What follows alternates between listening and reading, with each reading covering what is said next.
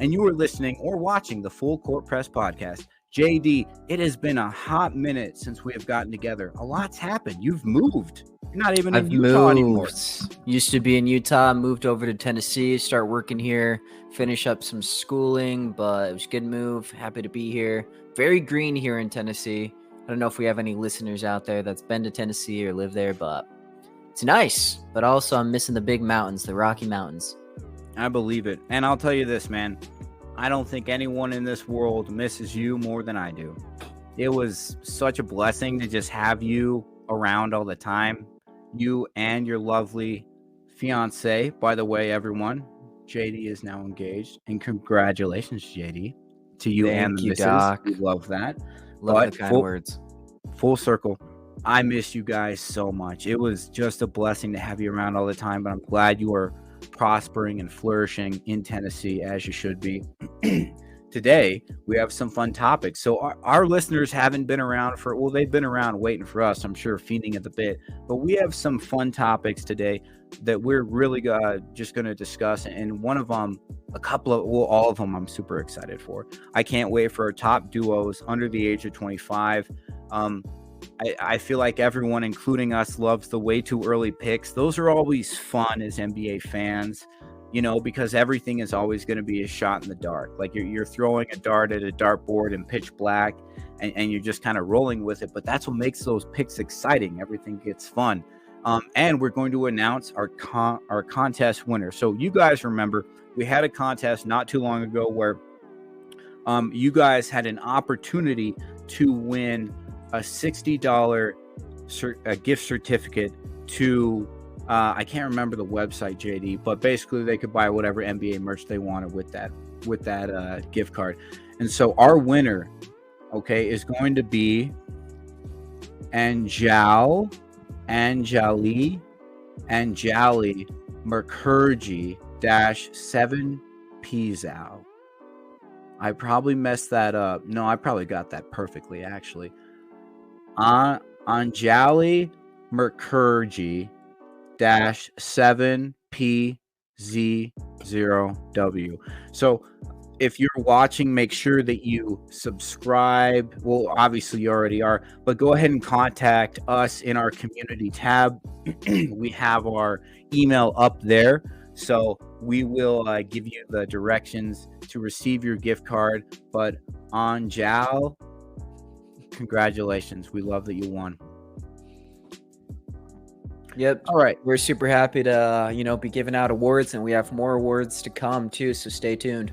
Yes, we do. That is the first of many giveaways we're going to do on this channel. All right, JD, should we start with way too early picks, or do you want to do top duos under 25? Let's do the way too early picks, Doc. I love Itching to talk about it.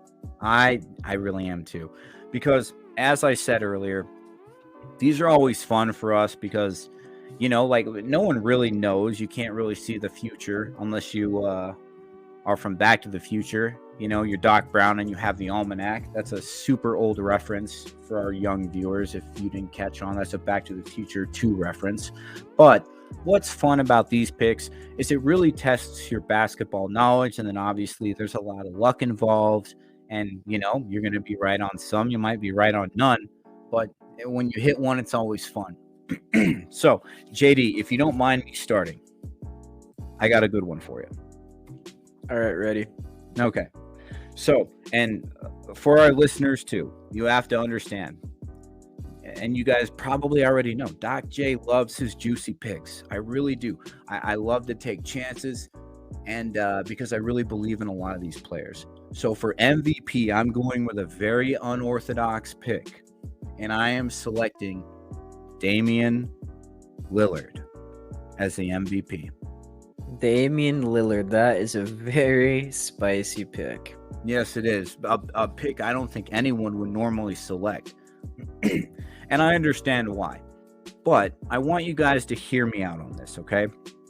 So, I don't think that it is uncommon knowledge that Dame Lillard is one of the best point guards in the NBA, one of the best volume three-point shooters. In fact, he actually has more 30-plus foot three-point shooters than Steph Curry does, which is a pretty cool stat to hold if you're anybody, because Steph Curry is Steph Curry, right? But the reason I feel this way is because Dame Lillard, his entire career, in my humble opinion, has always been undervalued and underappreciated, mainly because he played for Portland, not because of necessarily his talent. So everyone knows that Dame is a closer.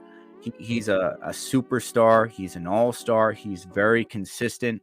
He understands how to facilitate good ball movement. And not only that, he knows how to score. So the reason I am selecting him is to me is very basic. Last year, he probably had his most efficient year in career highs. He averaged over 30 points per game. He was able to average 7+ assists per game, all while being the main guy, what we're used to, him in Portland, right? That's all standard Dame. The reason I am picking him, though, is because of who he is now partnered with in one of the greatest players of the modern era, Giannis Antetokounmpo, right? So who is the best guy that Dame has played with through the 11 years he's been in the league? It's CJ McCollum, right? At least I think so. CJ McCollum is a fantastic guard. This is not a slight to him in any capacity, but we all know he's not Giannis.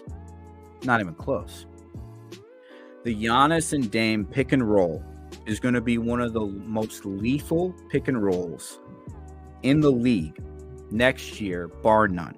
Okay, I'm talking about a James Harden, Joel Embiid style pick and roll if they choose to run it, which was the best pick and roll of last year. And obviously there's stuff going on in Philly. We can cover that later at a later date. But when you look at guys like Yusuf Nurkic, okay, like when I pull up his highlights, when you pull up his pick and rolls specifically, and you watch the pick and roll between him and Dame Lillard, it's very there's a lot of choreographed movements that happen from your defense, if that makes sense. Almost always there's a double team that hits Dame, which leaves Nurkic open. He's able to get that pick and roll. Looks fantastic. So Dame obviously is one of the best pick and roll guys in the league because, in my opinion, he made Nurkic look really good. Not that Yusuf is a bad player. I just don't think he's going to be very good in Phoenix unless he understands how to start facilitating ball movement better. So Dame, right off the bat, one of the best pick and roll guys we've ever seen, right? Always by himself, never a true superstar next to him, okay? CJ McCollum is not a superstar. He's a great player, amazing. He's not a superstar. That's just how it is. We all know that. Now you're getting to run a pick and roll where you have to pick your poison. Are you going to double team Dame or are you going to double team Giannis? You're either giving an open 3 to Dame most likely or letting Giannis run downhill. That is going to be a very difficult tandem for a lot of coaching staffs to figure out. Not only that, this is my favorite part. Okay, are you ready, JD? Ready. This is crazy. I looked this up yesterday to verify to make sure that it was true. There was a stretch last year where Damian Lillard, through January and through March, was making 40% of his threes off of 12 attempts. Wow. 12 attempts on average. That means he was shooting 12 on average per game. And he made 40% of them. A guy that can shoot the three at a high volume like that, who now has the spacing necessary to make even more shots, because you know that playing in Portland, the majority of those shots he made were most likely contested. They had to have been, So we're talking about a guy now who's getting an elite power forward next to him, who can run the pick and roll with, that's going to leave Dame very open. And even if Dame isn't open, you know who is? Well, Chris Middleton probably is going to be. Malik Beasley is probably going to be open.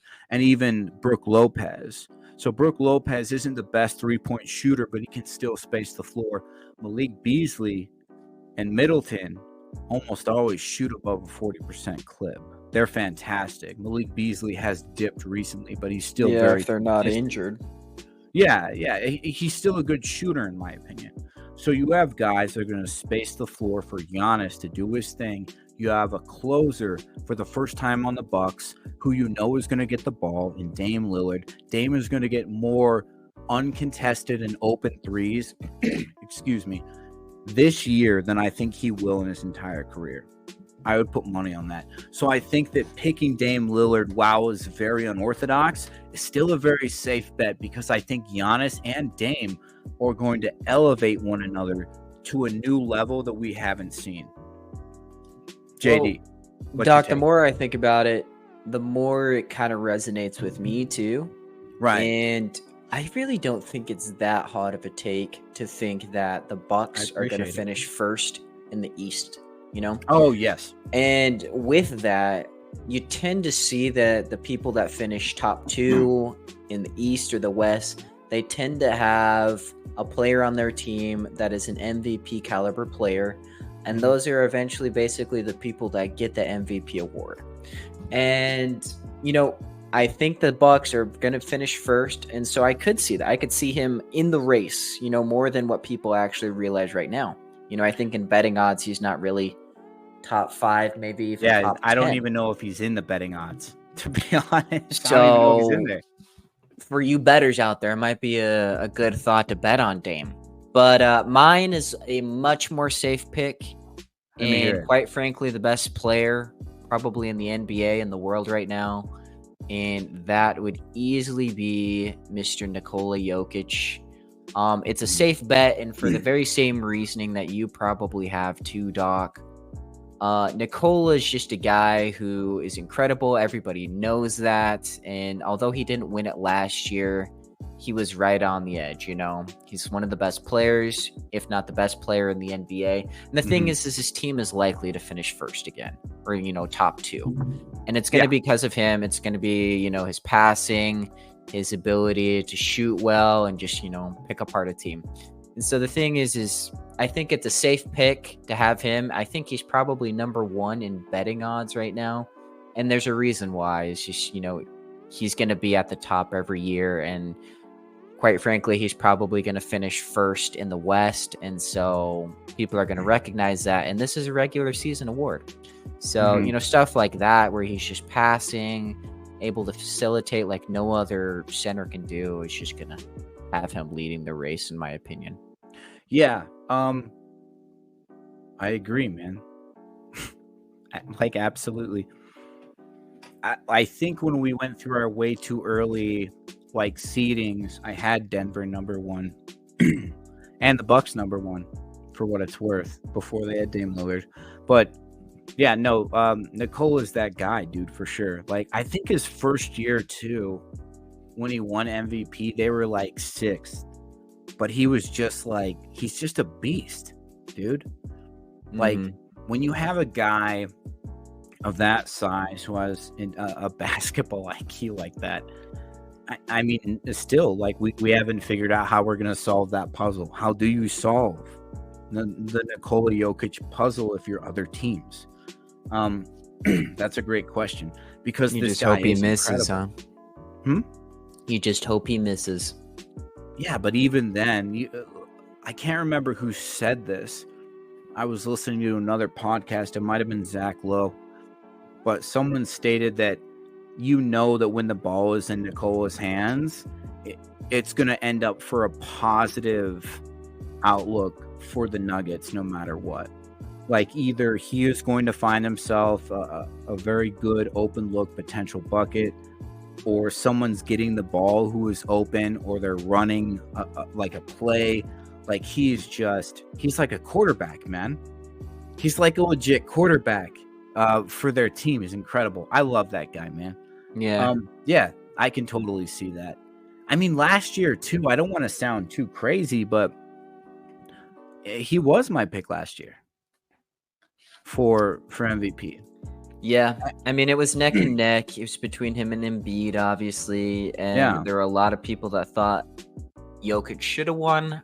But as crazy as Mhm. this sounds, I think towards the end, when it was neck and neck, Embiid just began to absolutely dominate. Now, Yeah. this isn't saying that Embiid's the best player in the world, because quite frankly, his postseason, he's never really doing that good or good I enough to push somebody over the edge. And Mhm. so Even though Jokic is this is a obviously the regular best. season award, we know that, like, that is a contributing factor because you don't get this till what, like, mid through the postseason? And that's the thing is Yeah. Jokic is the better player of the two. Yes. Embiid, I think towards the end of the season had a better run, I think. They were Yeah. pretty neck and neck, but I think Embiid just started to pull away. He was just dominating. And Jokic, I know he cares about getting the MVP, but it seems like he I don't know if he does. wasn't pushing as hard, I feel like, and so maybe that was a result, but he's the better player, in my opinion. Yeah. No, I agree. You know, like, you could tell Joel wanted that award. Like, he wanted it badly. He put a lot of blood, sweat, and tears into getting that, and I respect the hell out of that, honestly. And, you know, we touched a little bit about how Joel doesn't perform well in the postseason. The truth is like his stats really do drop in the postseason, which is not indicative of a player of his caliber. But the truth is, every single year this man's hurt, and I've said this before, I'll say it again because I believe it. Philadelphia has to make major changes in their front office if they want to be successful. I know their owner owns a few different franchises throughout the United States. Honestly, I think he's one of the biggest sports owners in the world. But there has to be emphasis on getting this man like real help. Like, letting Jimmy Butler go was a huge mistake. I like Tobias Harris. I think he's a good third option. They don't utilize him the way they should. I mean, now that Doc Rivers is gone, not that it was his fault. Hopefully Nick Nurse is able to utilize Tobias Harris the right way. He understands how to use wings. I mean, he did it with Kawhi Leonard, and that entire team was made up of wings. They had Pascal Siakam, Kawhi, they had Kyle Lowry, who I think was like their only real guard on the team in the starting lineup when they won the title. But we'll see what they can do. But the truth is, man, like, Joel puts his whole soul into playing basketball. That's why, like, you could tell he wanted that award, and I'm glad he got it. But yeah, at the end of the day, this dude every single year hobbles into the postseason. He's always hurt, always. Mm-hmm. And I don't know if that's because he doesn't have the right team around him to ease some of that burden, or what the deal is, or if he's just injury prone. But I'm thinking it's more like Cat syndrome. Like, Cat seems like, Cat from the Timberwolves doesn't seem like he really is a winner. And obviously he's an incredible player. At times he looks like he's top 10 player in the NBA, but other times it just seems like goofing around. And I think it's probably the same with Embiid. Embiid just doesn't have that mentality, and that might be a hot take, but let's see him win a chip first. I mean, it is a little bit, because I don't necessarily agree with that. Like, Cat, I agree, is not ever gonna, like, Karl Anthony Towns would have to make monumental changes in the way he prepares in the offseason for him to become the center that he says he is. Joel Embiid works his ass off, though, man. And I just don't think he has the right team around him, personally. And I also think he's injury prone. He gets hurt every year. I think the majority of that, though, is because he tries to do so much because he doesn't trust the team around him. But I don't know. That's my take. But with his numbers dipping in the postseason, that is concerning.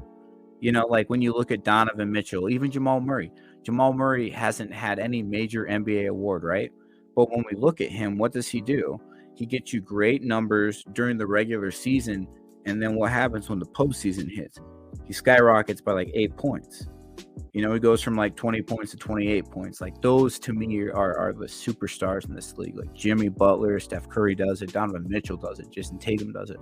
We have all these guys that do this. And when you're the MVP in Joel Embiid, like, you can't be the dude whose numbers dip. That's not a good look. So I agree with you on that point for sure. Thank you for watching another episode of the Full Court Press NBA podcast. For the full podcast, click the link below and subscribe for more hoops content.